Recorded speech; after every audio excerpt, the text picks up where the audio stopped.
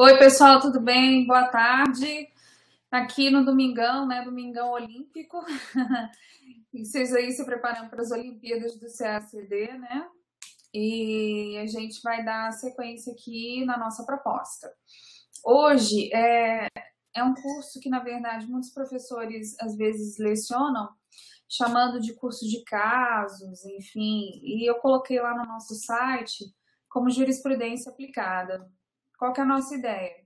É conhecer a jurisprudência, a principal orientação em cada uma das áreas do direito internacional que são relevantes, e não é só conhecer, né? Porque conhecer, fala do caso, todo mundo conhece.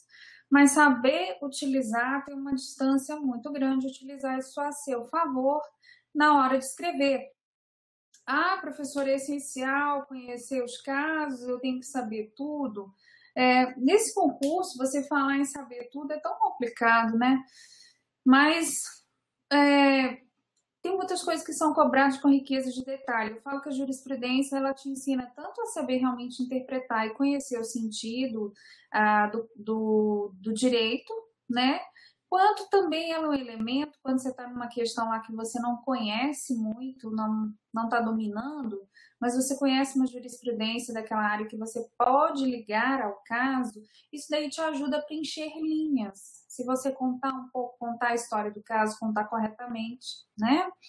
E com as referências, a razão de decidir, que é o principal quando você percebe, e isso pode te dar auxílios, né? Pode te dar elementos. E o que é interessante você conhecer a jurisprudência é que um caso, às vezes, ele pode servir para uma multiplicidade de situações, tá?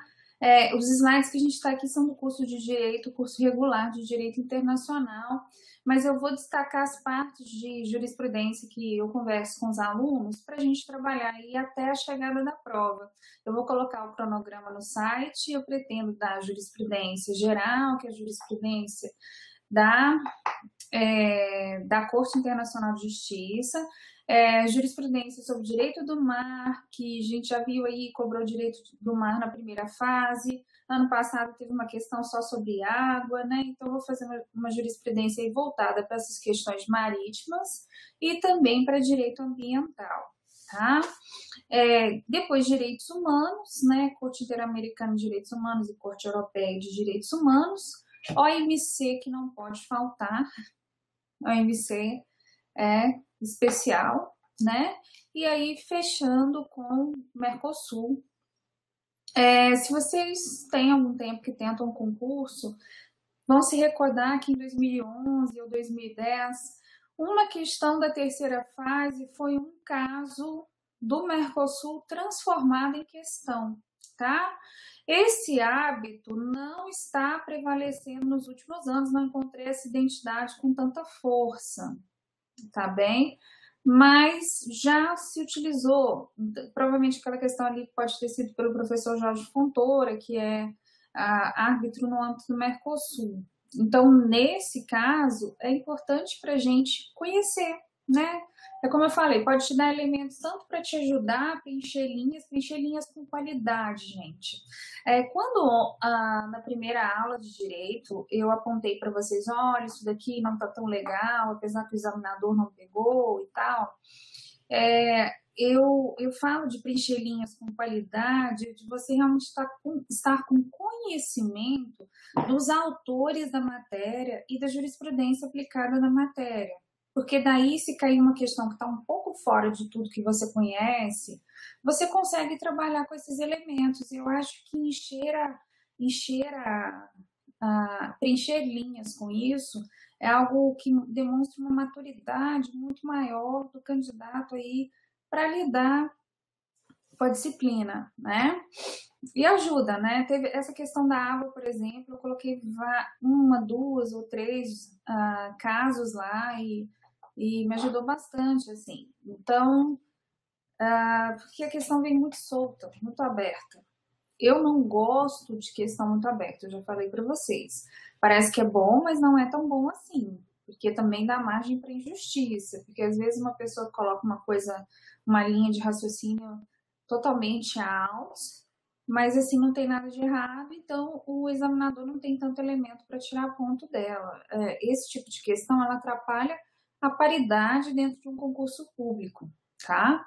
Mas enfim, a gente está aí diante de um concurso para vencer que tem suas perfeições, muitos acertos e alguns pontos que você vai ter que saber lidar na hora, tá? Vamos lá. O que significa, na verdade, você trabalhar com estudo de caso, trabalhar com jurisprudência, né? Primeira coisa que eu sempre falo, eu falo para os meus alunos quando eles estão começando na graduação, e também falo para os alunos que são de outras áreas, às vezes têm contato, e falam erroneamente, é jurisprudência, tá? Ela já é coletivo. A jurisprudência é uma orientação, é um sentido de decisões de um dado tribunal ou de uma área do direito, tá bem? Então, não há que se falar e não há que se escrever jurisprudências. Você pode ter casos, você pode ter precedentes, né? Embora o Brasil não trabalhe com esquema de precedente, porque, por exemplo, o precedente é algo na Inglaterra. O precedente são aqueles living cases, aqueles casos que estabelecem padrões e que são devem posteriormente ser seguidos em decisões semelhantes, tá? E isso é precedente, mas às vezes utilizar essa palavra genericamente dentro de um contexto, ela não chega a prejudicar, tá? Mas não fala jurisprudências, eu apresento essas jurisprudências, não. A jurisprudência da Corte Internacional de Justiça trouxe o caso X, né? Enfim, isso é que a gente trabalha e é assim que a gente redige. Se for um professor que for muito rígido, na hora que ele já vê essas suas jurisprudências, ele já vai ficar com o cabelo arrepiado, tá? Eu fico, tá bom? O que a gente tem aqui? Eu separei alguns casinhos que eu até uso muito deles para trabalhar com conhecimento do costume, mas os três são três casos bem conhecidos do direito internacional, bem importantes, e eu vou mostrar para vocês dar uma palhinha do que é mais ou menos conhecer aí esse trabalho de jurisprudência, né? Esse caso aqui é de 1946, foi do Estreito de Corfu entre Albânia e Reino Unido, tá? Então pensa a circunstância política, logo depois da Segunda Guerra Mundial, você tem o primeiro caso envolvendo desentendimento aí sério entre dois países. O receio internacional de um novo conflito era muito grande, então a corte tocou isso daí com luvas de pelica, né, com o máximo cuidado. E o que aconteceu nesse caso? Opa, não, achei que tinha aberto o microfone. A Inglaterra, tá? A Inglaterra foi fazer verificação de minas em águas territoriais albanesas. Inclusive adentrou no mar territorial. Nessa região aí da Albânia, próximo ao Estreito de Corfu, tá? E procurou, acabou achando, né? 2 navios foram aí, parcialmente destruídos, 2 destroyers, e 7 pessoas morreram, tá? Nesse caso em específico, a Inglaterra queria a responsabilidade internacional da Albânia. Na verdade, no primeiro momento, ela queria porque dava a entender que aquelas minas foram colocadas pela autoridade albanesa, tá? Mas a corte não chegou a essa conclusão. O Reino Unido manda essa controvérsia para a corte e aí a gente tem o primeiro erro jurídico. A Albânia, ao invés de ficar em silêncio, ou então se manifestar questionando a competência da corte, ela entra direto questionando um mérito, tá? Em direito, a gente tem duas coisas, a gente fala de questões prévias e questões de mérito. As questões prévias é tudo aquilo que pode excluir a possibilidade daquele determinado juízo julgar aquela questão. Seja porque, por exemplo, já houve prescrição, né? Decorreram os prazos, vamos supor, aquele juízo não é competente, que era aqui exatamente o caso, porque a corte ela estabelece a competência dela a partir do momento que os outros lhe conferem competência. Como não tinha nada que vinculasse a Albânia a ter o exame daquela questão na corte, Se ela ignorasse, a corte não ia poder fazer nada. Só que a cartinha lá do representante da autoridade albanesa foi de que, olha, a gente está questionando, o Reino Unido não tem razão, enfim, foi se justificar, né? Podia ter falado, olha, não reconhecemos a competência da corte para este caso, né? Não, enfim, e aí, o que aconteceu? Os albaneses ficaram vinculados a essa situação, né? Eles ficaram exatamente vinculados a isso. E aí tiveram a questão examinada na corte. Depois a gente teve até a figura da revelia, que a Albânia abandonou, como já tinha sido instaurado o procedimento. Ela foi julgada da mesma forma e a Albânia perdeu nesse caso, tá? É um primeiro ponto que foi até interessante. Quando alguém pergunta sobre estabelecimento de competência da corte, esse é um caso que é muito citado para falar a chamada doutrina do fórum prorrogatum ou prorrogação de foro. Por quê? Porque, na verdade, a Albânia recebeu ali aquela invitation, né, respondeu e aí foi uma aceitação tácita. Tá? Então, é uma coisa procedimental que se aparecer uma questão de corte, questione como a Corte Internacional de Justiça verificou ou verifica aí o estabelecimento da sua competência. Aí você vai responder lá e falar, olha, inclusive teve o caso tal em que aconteceu isso, se você cita isso, ali o examinador vai perceber que você é alguém com uma maturidade dentro da matéria, né, que sabe trabalhar realmente com a aplicação da disciplina. O que acontece aqui? Foi julgado e no meio do processo a Albânia questionou que falou, olha, o Reino Unido invadiu minhas águas, se eu não tivesse entrado no meu espaço territorial marítimo, isso não teria acontecido, né? Aí a corte realmente reconheceu, olha, realmente o Reino Unido adentrou no espaço territorial albanês sem pedir autorização, mas esse reconhecimento já basta, tá? Então não gerou nenhuma consequência. Em que a Albânia foi considerada responsável? Nessa região aqui, próximo ao estreito, tinha um observatório militar. E a corte concluiu, falou, olha, se não conseguimos provar que a Albânia colocou essas minas, nós podemos levar em consideração que pela perícia feita, os responsáveis que estavam nesse observatório perceberam que esses dois destroyers estavam fazendo essas atividades ilegais, estavam em águas perigosas. E por que não avisaram, né? Não avisaram. Quando a gente tem um ato comissivo, né, esse não fazer, a gente fala em responsabilidade por omissão. E nesse caso, a Albânia foi considerada responsável aí, internacionalmente pela omissão em não avisar do perigo que existia nessas águas, né? E, obviamente, eles não conseguiram fazer uma ligação aí de que eles colocaram essas minas, em função disso não foi uma responsabilidade ativa, né? Mas eles foram responsáveis por não avisar desses perigos que eles poderiam, no caso, ter visto. Uma outra coisa interessante nesse caso foi que a Albânia largou no meio do caminho os procedimentos e depois o Reino Unido teve muita dificuldade para cobrar.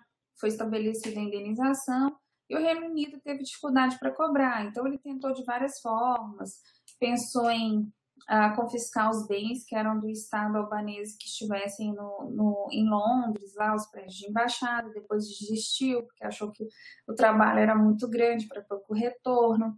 Eles tentaram também, num outro caso que teve depois em que se descobriu o ouro em Roma, né, o ouro que foi encontrado em Roma aí pelos aliados, a porção que era da Albânia, o Reino Unido queria se apropriar e só não se apropriou porque a França bateu o pé. Ou seja, depois de muito tempo, acho até que quando a Albânia recebeu essa parte em ouro, é que ela fez o pagamento para o Reino Unido por essas perdas, tá?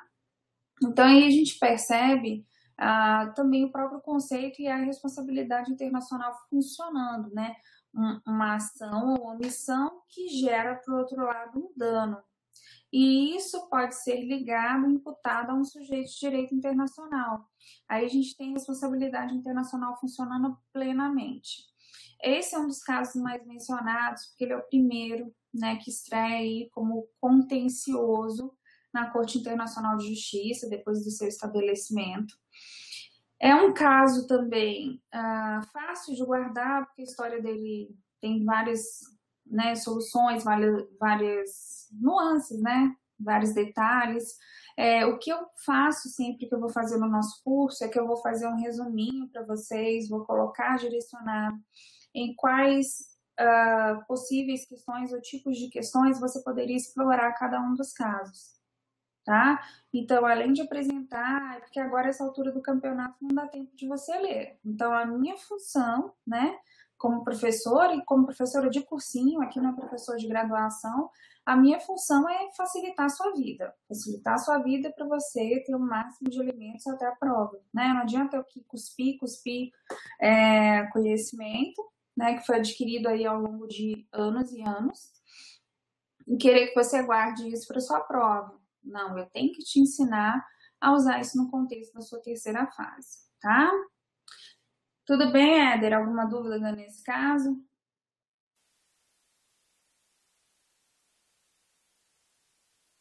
Tranquilo? Tá bom, então. Tem um segundo caso aqui que envolveu, foi em 1957, o chamado caso do direito de passagem, envolveu Portugal e Índia. E ele também é para estabelecimento de costume. Mas ele é um caso muito interessante porque lida aí com as responsabilidades entre duas entidades soberanas e envolve os interesses dos seus eventuais nacionais, tá? Ele vai ter uma aplicação assim um pouco limitada. Ele realmente é para o reconhecimento de costume e de responsabilidades mútuas entre os estados. Mas é um caso bem interessante. Olha só, Portugal, né, tinha ainda por resquício aí da época da colonização, né, enfim, da expansão aí que as potências tiveram na Ásia, ele tinha dois enclaves, duas cidades, vamos pegar essas duas aqui que são próximas, assim, por exemplo, né, dois enclaves no território indiano, né, e nesses enclaves em que residiam portugueses, como eles eram muito próximos, essas duas cidades costumavam aí fazer um comércio intenso e esse comércio, essa passagem também de visitas, era feita em território indiano por muito tempo. Aí um belo dia a Índia, ela resolve aí taxar, restringir essa passagem. E ao fazer isso, obviamente, os patrícios, ora pois, né, depois de tanto tempo, né, de amizade aqui, vai atrapalhar nosso comércio, não é assim. Então, ela resolve estabelecer essas restrições e ganhar um valor aí por esse comércio. E aí, obviamente, o Portugal vai reclamar. Portugal vai reclamar em nome dos seus nacionais. Isso é uma figura que a gente chama no direito internacional de concessão de endosso, né? Vou até escrever aqui para vocês. Deixa eu ver se tem quadro branco aqui. Taking notes. Aqui, ó. Concessão de endosso. Você tá vendo a minha nota, Éder?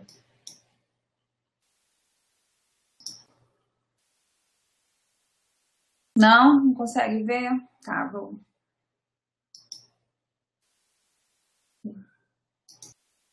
Só um minutinho.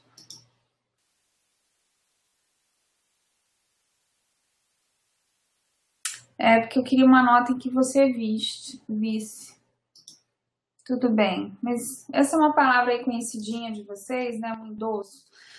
O endosso é o momento em que o próprio Francisco Rezec fala que o Estado toma as dores do seu nacional, do seu particular e vai representá-lo no plano internacional, né?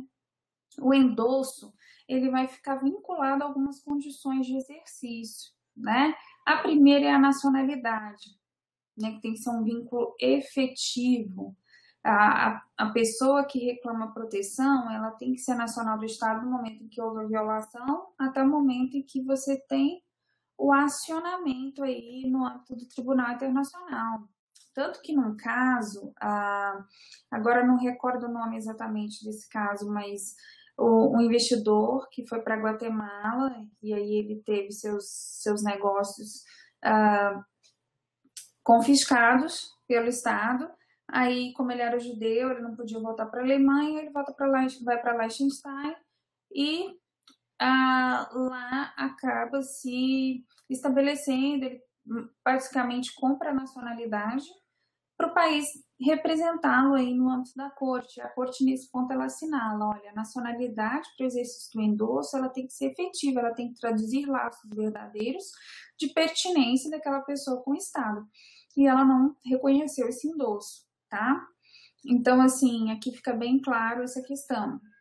E o esgotamento dos recursos internos, que é a oportunidade que o país tem de ali, naquele dado momento, tentar, pelo menos tentar, por seus próprios meios, satisfazer, reconhecer seu erro, né?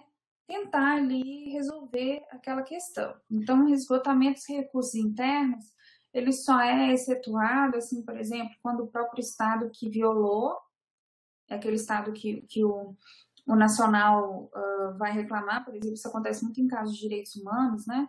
E eu vou reclamar do meu próprio Estado e eu estou com um processo lá e o Estado de propósito está atrasando esse processo. Então, não faz muito sentido nesses casos você ficar exigindo esgotamento de recursos internos, senão você atrapalha a proteção daquele determinado indivíduo. Além disso, por exemplo, vamos supor, caiu um satélite na sua casa, um satélite russo. Você vai ter que esgotar todos os recursos internos lá na Rússia. Não faz sentido. Mesmo porque o próprio lançamento desses projetos, dessas questões espaciais, né, desses módulos espaciais, tudo que se lança, ao retornar, você tem responsabilidade objetiva do Estado que é o responsável pelo lançamento, né? Então, nesse caso, você também não precisaria, não faria sentido esse esgotamento dos recursos internos.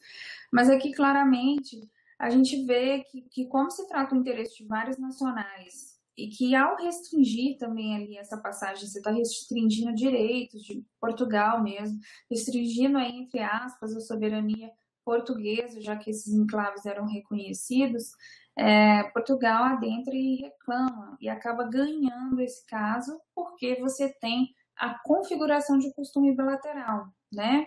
O que é isso? A prática uniforme reiterada, geral, aceita como sendo direito e observada num lapso de tempo. E aqui a gente verificou que realmente isso aconteceu e, portanto, a Índia perdeu, tá bem? É um outro caso também que, se você for ver, esses autores mais tradicionais, eles acabam fazendo também menção, tá? Tem um outro caso que ele é muito citado na prova, várias vezes, no TPS, que é o caso de reparação de danos. Diferente dos dois primeiros, esse aqui é um caso de quê? Ele é um caso de jurisdição consultiva, ou seja, você não tem duas partes lá, dois estados se opondo, né? Para lembrar, na corte, a jurisdição contenciosa, ela só ocorre entre estados, ela não vai ocorrer aí com a presença de organizações internacionais. Organização internacional, e no caso você vai demandar na pessoa de cada um dos estados envolvidos. Não tem como você opor ali, tendo um polo ativo ou passivo, uma organização internacional. Então, a gente tem esse caso de reparação de danos, em que o Conde Folke Bernadotte, né, ele foi vitimado aí em missão no âmbito do conflito Israel-Palestina, ele acabou sendo assassinado, e aí no momento a ONU até pergunta, a ONU faz o questionamento para a corte, né, e no caso dizer, olha, a pergunta é essa, olha, toda a jurisdição consultiva, ela vem com uma pergunta, quesitos, né? Não só uma pergunta, mas quesitos que devem ser respondidos. Então, o quesito era, pode uma organização internacional receber indenização por morte de funcionário seu? É esse que é o principal precedente. Na verdade, esse caso é considerado reconhecimento aí formal da personalidade jurídica das organizações internacionais, né, nesse âmbito. E, além disso, esse caso também serviu para afirmar aí, por analogia, as competências das organizações internacionais, a analogia em relação ao Estado, né? Então, foi construindo aí por um trabalho mesmo, um exercício jurídico. E aí, nesse caso, o que a Corte fez o exercício foi o seguinte, falou, olha, como o Estado tem direito e dever para com seus nacionais, como o Estado tem a chamada proteção nacional em relação aos seus nacionais, que é o que faz, por exemplo, naquele caso do Jean Charles de Menezes, que o Brasil interfira, como no caso até mesmo dos brasileiros que estavam lá, isso daí até é diferente, o nome é ius evocandi, né? Mas brasileiros que cometem crime no estrangeiro, o Brasil ele pode exercer alguma proteção, tentar influenciar, trazê-los para cá para que cumpram pena aqui. Isso daí vem do exercício do ius evocandi, né, de você ou chamar o seu nacional que está no exterior prestando serviço para prestar serviço, por exemplo, para o seu exército, caso você esteja precisando de efetivo, esteja numa iminência de uma guerra, ou quando você, nesse caso, sabe que o seu nacional cometeu um crime lá fora e você exerce aí uma proteção para que ele cumpra a pena aqui. Em geral, tenta-se fazer isso naqueles casos que são extremos, que são as pessoas que são condenadas por morte, né, para crimes cuja pena é pena de morte. E o Brasil tentou, ele tinha conseguido várias vezes, né, mas no caso do último, não conseguiu, ele foi efetivamente executado. Então, quando o Brasil faz aquilo, quando a Dilma fez todo aquele trabalho de convencimento, aquilo ali é o papel de um chefe de Estado, de qualquer chefe de Estado, qualquer um faria, especialmente para os países que não adotam a pena de morte como regra, né? Então, assim, isso fazia parte de todo um contexto, de uma prática, de um direcionamento brasileiro em relação à abolição da pena de morte, né? Isso tudo está dentro do direito e dever que o Estado tem de proteger o seu nacional onde quer que ele esteja, tá? E aí, nesse caso, essa proteção nacional, ela traz consequências, ela traz direitos e ela traz deveres mútuos. Eu também tenho direitos e deveres em relação ao Estado brasileiro. Tá? O próprio serviço militar obrigatório para os homens é uma tradução desse vínculo de nacionalidade. O vínculo de nacionalidade ele também serve para outras coisas, por exemplo, limitar que somente brasileiros podem ser diplomatas, tá? E outros cargos que são aí característicos típicos de brasileiros natos, por exemplo. Então, isso é toda uma pertinência que diz respeito a esse vínculo, que não é só um vínculo formal, que não é só um vínculo do papel, mas é um vínculo traduzido pela própria ideia que se tem de que você cria, é um vínculo político-jurídico, é uma tradução jurídica de um fato que é político, que é social e que envolve uma série de situações. Por isso que é tão fácil você verificar isso em relação ao Estado. Quando você transplanta isso para uma organização internacional é mais difícil. Porque o Estado ele é um ente ficto, sim. Ele é um ente fictício, mas ele tem a estrutura de povo, território, poder. A organização internacional ela só tem a sede. Ela não tem povo, ela tem seus funcionários, né? É uma estrutura de governança internacional. Então, nesse caso, ela vai ter a proteção funcional. Ela tem direitos e deveres para com seus funcionários, tá? E a Corte entendeu que, nesse caso em específico, esses funcionários, eles têm aí tanto deveres para cumprir, eles agem em nome da organização internacional, portanto, aqueles capacetes azuis que ficam cometendo crimes de violação, né, de violação mesmo sexual, né, que já foi amplamente denunciado, esses capacetes azuis, eles comprometem não só a imagem das Nações Unidas, mas se acaso algum Estado quisesse reclamar, eles comprometeriam em âmbito de indenização sim, tá? Que é uma tristeza muito grande, né? Até um lugar em que você leva alguém tem a missão ali de chegar e trazer a paz, ele vai trazer a guerra, né? Isso não faz muito sentido. E aí, por via de consequência, a gente teve o reconhecimento dessa proteção funcional. Também, se um funcionário da ONU morre, e você consegue ligar esse fato a um determinado Estado, né? Você tem aí um sujeito de direito internacional, né? Você tem aí a responsabilidade internacional e foi o que foi deferido nesse caso. Esse caso aí ele merece atenção, ele é muito citado. E novamente, deixa eu dizer para vocês, por que na jurisdição consultiva o Estado não pode participar como parte? Isso não quer dizer que ele não vai participar prestando informações, prestando esclarecimentos. Então, a gente vê vários casos, por exemplo, um em que se queria definir qual era o Estado que era responsável por pagar uma determinada missão de paz. Depois eu vou resgatar esse caso para vocês também. E os estados estavam discutindo quem era ou quem não era responsável. Vários estados prestaram aí seus esclarecimentos, suas visões sobre o caso.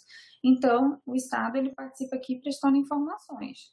Isso não o exclui dessa participação indireta, tá? Tranquilo? Alguma dúvida, Éder?